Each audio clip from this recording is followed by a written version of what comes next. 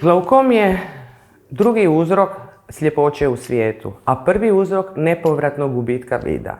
U svijetu je više od 5 milijuna ljudi slijepo zbog glaukoma. Procjenjuje se da će taj broj narasti preko 11 milijuna.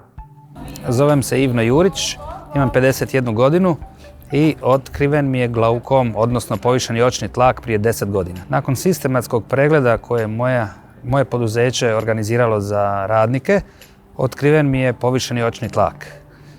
Nažalost mi pri tom pregledu nisu rekli opasnosti očnog tlaka, tako da ja sam sljedeće 2-3 godine to zanemario i otišao sam tek nakon tog perioda na specijalistički pregled.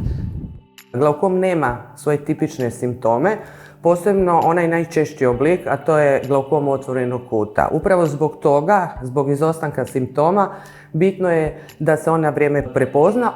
Postoje kongenitalni glaukomi koji se javljaju pri samom rođenju, infantilni glaukomi koji se javljaju u dobi do 3 godine, juvenilni glaukomi se smatraju glaukomi čija je pojavnost negdje do 35. godine, a nakon toga su ovi glaukomi o kojima mi zapravo pričamo, koji su bez simptoma i koji su najopasniji. Porijeklo glaukoma, odnosno njegova etiopatogeneza, još uvijek nije sasvim razjašnjena. Visoki očni tlak je glavni rizik faktora za nastanak glaukoma i jedini faktor na koji mi možemo djelovati, što znači da svim terapijskim mogućnostima djelujemo na snižavanje tlaka. Cilj liječenja glaukoma je očuvanje vidnog polja, s obzirom da danas glaukom definiramo kao jednu optikoneuropatiju, što znači propadanje vidnog živca i propadanje vidnog polja. Krajnji stadij glaukoma, nažalost, je sljepoća. Pa, na početku mi to nije bilo toliko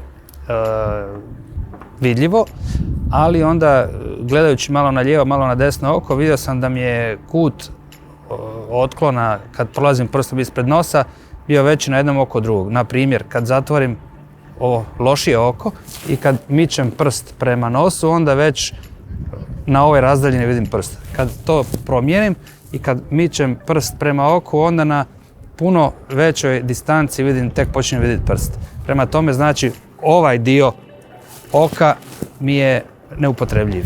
Glaukom još nazivaju i tihi ubojica vida, upravo zbog toga što nema simptoma. Zbog toga je izuzetno važno rano ga dijagnosticirati.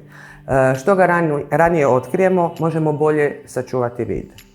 Poruka građanima bi bila da se odazovu javnozdravstvenim akcijama mjerenja očnog tlaka.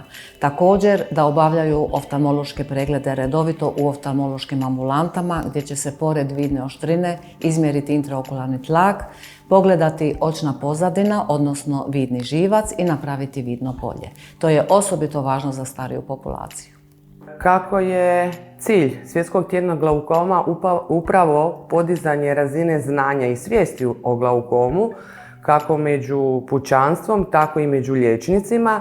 Od 2008. godine, kada je bio prvi svjetski dan glaukoma, pa sve do danas mi aktivno obilježavamo to na način da tiskamo brošure, stručne brošure o glaukomu i upozoravamo naše građane da se jave svojim liječnicima te da budu upućeni na pregled, posebno ako se oni nalaze u rizičnim skupinama.